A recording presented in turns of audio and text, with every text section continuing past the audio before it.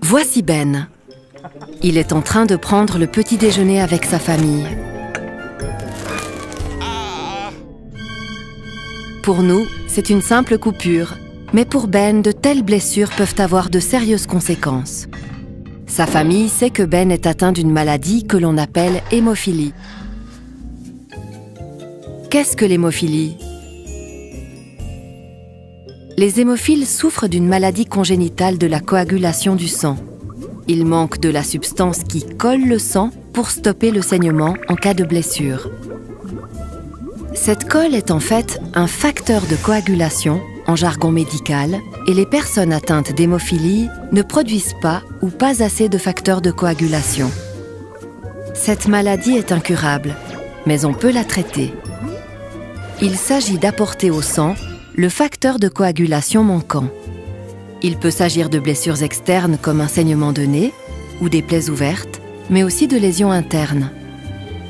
L'hémophilie est peu connue puisque c'est une maladie plutôt rare. Une seule personne sur 10 000 présentera ce défaut génétique. Les femmes peuvent être porteuses de la maladie et la transmettre à leurs enfants, mais l'hémophilie déclarée chez la femme est extrêmement rare. Il existe 3 niveaux de sévérité de l'hémophilie.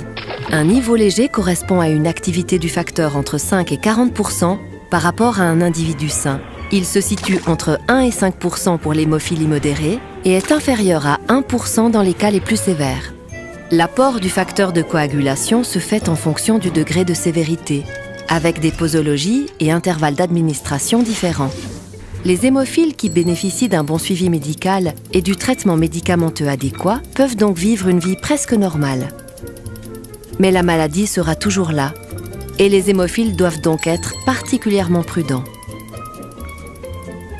L'Association suisse des hémophiles défend depuis plus de 50 ans les besoins et les intérêts des personnes concernées. Elle leur fournit des informations et une mise en réseau et représente les droits des personnes souffrant d'un trouble de la coagulation. Un réseau de médecins qui travaillent dans les centres d'hémophilie les accompagne pour le volet médical.